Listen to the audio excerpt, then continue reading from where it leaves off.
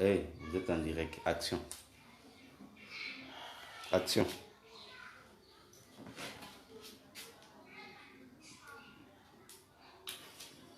Shalom, shalom, shalom, bien-aimés dans le Seigneur, chers spectateurs de l'émission Les Temps de l'éclaircissement, que le Seigneur Dieu Tout-Puissant puisse vous combler de toute grâce et bénédiction. Merci pour votre persévérance, parce que vous êtes toujours actifs dans notre émission, votre fidèle émission, une émission que vous aimez tant, Les Temps de l'éclaircissement. Nous sommes là avec le serviteur du Seigneur, notre frère bien-aimé, Médard Kiala, qui m'aimait. Nous poursuivons notre titre sur Malachie 4, la prophétie sur Malachie 4. L'homme de Dieu avait déjà commencé à développer le verset premier. Nous sommes arrivés au verset deuxième. Donc, cet après-midi, ce n'est plus comme avant, où nous tenons les émissions le soir, c'est maintenant dans la journée. Donc cet après-midi, l'homme de Dieu va exploiter le verset deuxième de Malachie chapitre 4. Mais avant cela, nous tenons à vous rappeler nos coordonnées téléphoniques. Question, n'est-ce pas, de rentrer en contact direct avec l'homme de Dieu, avec nous, toutefois pour poser des questions, mais aussi pour recevoir des enseignements si vous en avez besoin. Le prophète Médard Kiala Kibebe qui est à ma gauche, il est joignable dans plus 243 998 683 253. Plus 243 822 769 986. C'est le numéro téléphonique de l'homme de Dieu. Moi, votre humble frère, je suis joignable. Je vous donne mon WhatsApp. Plus 242 04 052 889 2. Voilà, je vous dis shalom, shalom, shalom.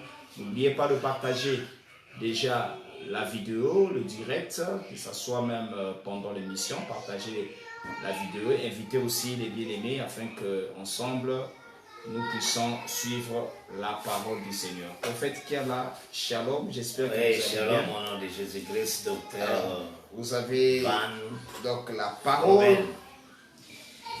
Merci Valendignon sur l'émission Les Temps de l'éclaircissement. Nous allons tout le monde reconnaissant dans Jésus-Christ. Nous sommes reconnaissants auprès de notre Seigneur Jésus-Christ. Pour le moment que nous avons reçu par la grâce du Seigneur, notre lecture aussi. Nous donnons la lecture du texte Malachie 4. Autant toujours par la grâce de Dieu, au verset 1er jusqu'au verset 6e. Nous allons lire tout le chapitre de Malachie 4 par la grâce du Seigneur. Nous disons au nom du Seigneur Jésus-Christ. Amen. Car voici les jours vient ardent comme une fournaise, et tous les hautains et tous les méchants seront comme du chaud. Les jours qui viennent les embrasera, dit l'Éternel des armées. Il ne leur laissera ni racine ni rameau. Mais pour vous qui craignez mon nom, se lèvera le soleil de la justice.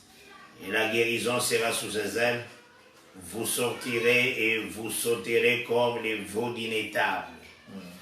Et vous foulerez les méchants, car ils seront comme de la cendre sous la plante de vos pieds au jour que je prépare, dit l'Éternel des armées. Amen. Souvenez-vous de la loi de Moïse, mon serviteur, auquel je prescris en Horeb, pour tout Israël des préceptes et des ordonnances.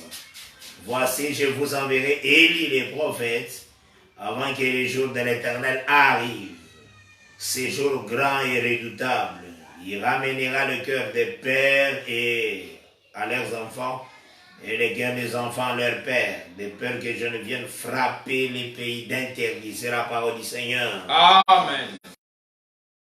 Dieu, selon la déjà le verset 1er et verset 2e. Par la grâce du Seigneur, nous avons déjà exploité le verset 1er et le verset 2e. Tout à l'heure, d'abord, jour de l'Éternel, c'est toute une personne, l'agneau dans sa colère. Nous avons montré, n'est-ce pas, le jour de l'Éternel. Le jour de l'Éternel, c'est tout un homme, c'est toute une personne, c'est-à-dire l'agneau de Dieu dans sa portion de la colère.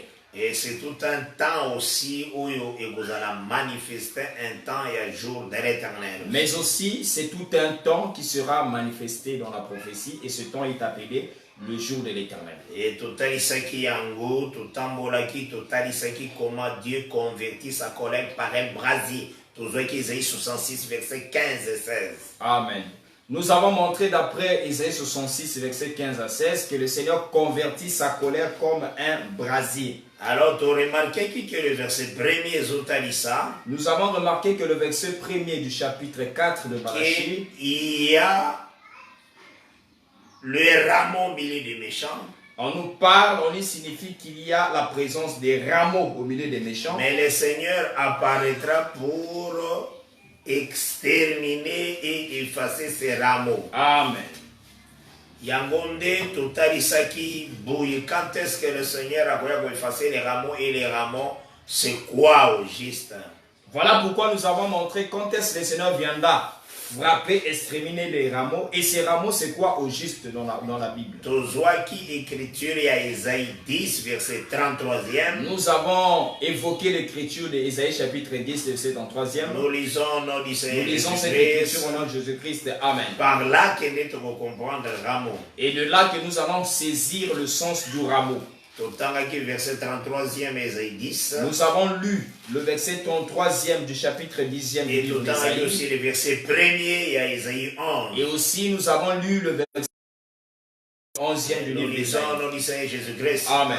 Voici les jours, voici le Seigneur, l'Éternel des armées, brise les rameaux avec violence.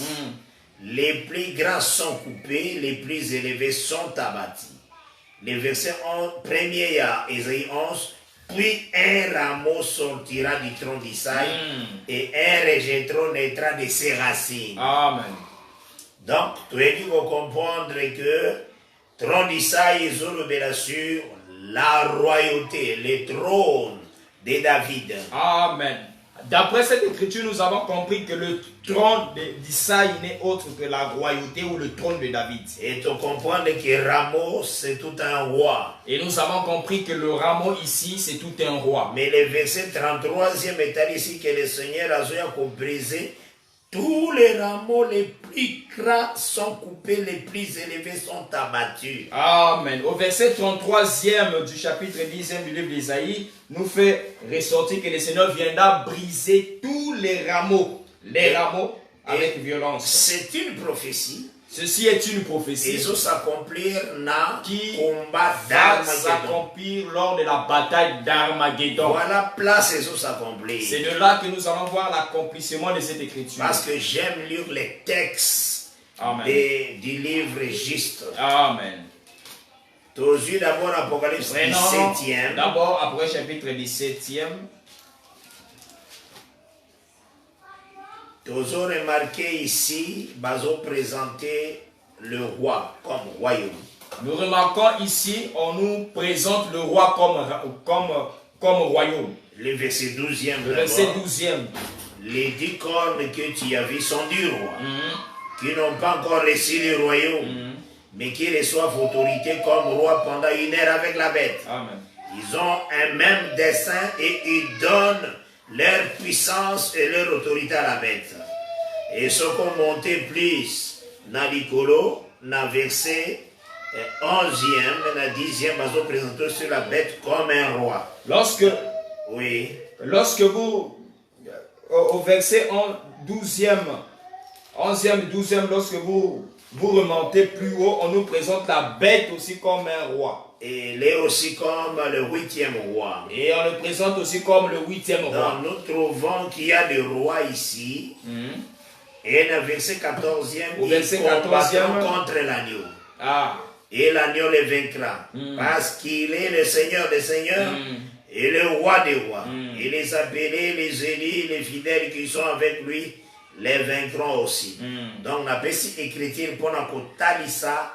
Place Nini, Ésaïe 10, 33, et Zoka s'accomplir. Amen. J'ai donné cette écriture, c'était pour vous montrer quand est-ce où, dans quel lieu, le verset de Ésaïe chapitre 10, le verset 33 va s'accomplir dans la prophétie. Donc l'agneau qui combat les rois qui sont des rameaux. Amen. Et yango aussi, balobeli dans Apocalypse 19e. D'une autre manière, il est dit dans le chapitre 19e du livre d'Apocalypse. Wanotangi déjà à partir, il y a verset 11e. Et quand vous lisez le verset 11e, Tant bazo présenter comment il vient au combat. lorsqu'on présente comment il y viendra Dans l'Armageddon.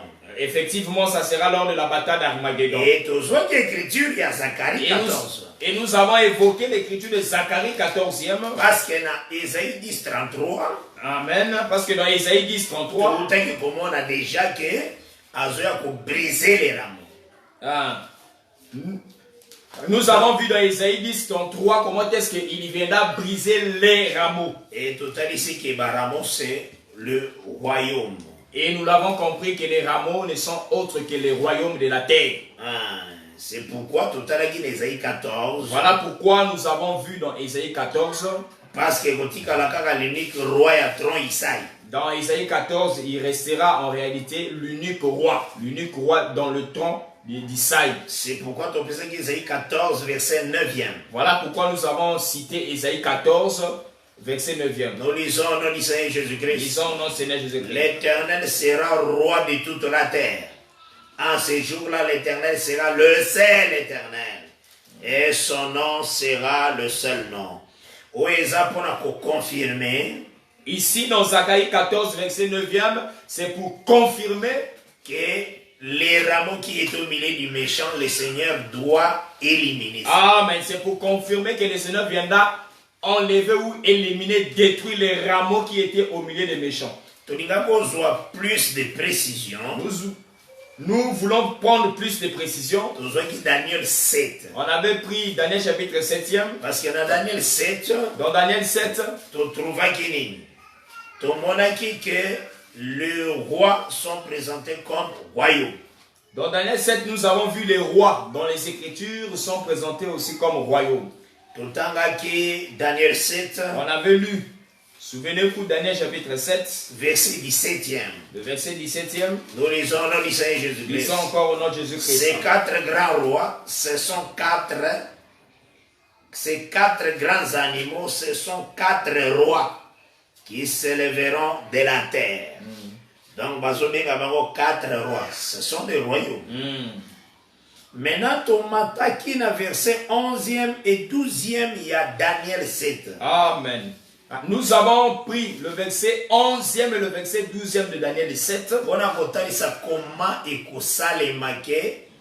Aucun rameau est au milieu des méchants. C'était pour montrer comment cela va se réaliser, qu'il n'y aura aucun rameau au milieu des méchants. Tout à l'heure, les bêtes sont comme des rois. Dans Daniel 7, nous venons de lire qu'on présente les bêtes comme des rois. Dans verset 17. Verset 17e, bien entendu. Et maintenant, Tomati, dans verset 11 et 12. Maintenant, au verset 11 et 12, il y a Daniel 7 toujours. Daniel 7 toujours. Nous lisons le Seigneur Jésus-Christ. Amen. J'ai regardé alors à cause des paroles arrogantes que prononçait la corde, et tandis que j'ai regardé, l'animal fit tuer. Et cet animal, c'est le roi, c'est un rameau. Amen. Et son corps fit anéanti, livré au feu pour être brûlé. Donc cet animal, c'est l'animal que le Seigneur a retrouvé dans la reine Natangouya Armageddon. Amen. Donc c'est l'animal qui doit dominer la terre, cet animal, la bête là. Cet animal qu'il est question ici, c'est l'animal qui doit dominer la terre, celle que le Seigneur viendra trouver lors de la bataille d'Armageddon. Sans oublier déjà que que toutes les nations, elles ont présenté dans l'armée un signe à un animal. Amen. Sans oublier que dans les Écritures, nous vous avons parlé que toutes les nations, le Seigneur le présente aussi sous forme d'un animal. France, coq. Lorsque vous regardez par exemple la France, l'emblème de la France c'est le coq. Aux États-Unis d'Amérique, aigle. Quand vous prenez l'emblème des États-Unis d'Amérique, c'est l'aigle. Aux Congo, Kinshasa, léopard. Lorsque vous prenez l'emblème de la RDC, c'est le léopard. Et Congo-Brazzaville, maintenant, ils ont élevé Mingi l'éléphant aussi. Congo-Brazzaville, c'est l'éléphant qu'on élève comme emblème. Et au pays Cameroun, c'est le lion. Cameroun, c'est le lion. Donc, c'est que, que les animaux ont incarné tout un pouvoir. Par là, nous voyons que on présente l'animal aussi comme l'incarnation de tout un pouvoir. Que Dieu bénisse. Toute une puissance. Amen. Mais l'animal qui doit être tué est en réalité quatrième royaume par rapport à Daniel qui doit être effacé au royaume des hommes. Amen. L'animal qui doit être tué dans la prophétie par rapport à Daniel, en réalité, c'est la quatrième bête ou le quatrième royaume. Qui est Rome. Qui est Rome. Donc, il y a verset 12e. Nous prenons le verset 12e toujours. Les autres animaux furent dépouillés de leur puissance. Mais une prolongation de vie leur fut accordée